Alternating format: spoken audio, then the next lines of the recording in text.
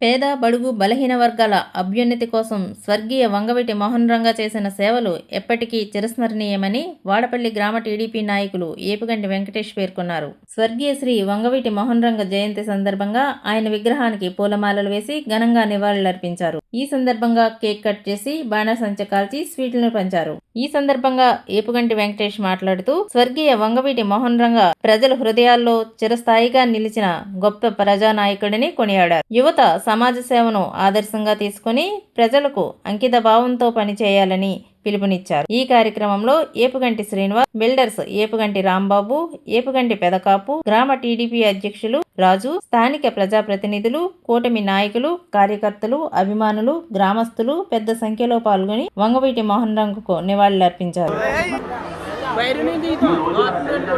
ఎంత జాగ్రత్తగా చూసుకుంటే రేపటి పిల్లల్లో మనం అదే చూస్తాం. ముట్టు పెట్టుకుంటే మాట ఇప్పుడు మనం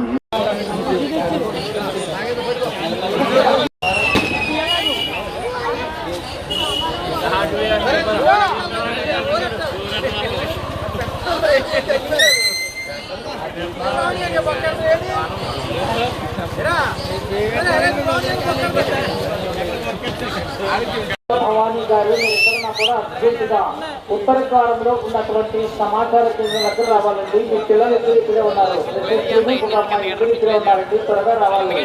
ఆ పిల్లలు ఇద్దరు ఏడుస్తా ఉన్నారమ్మా, త్వరగా రావాలి.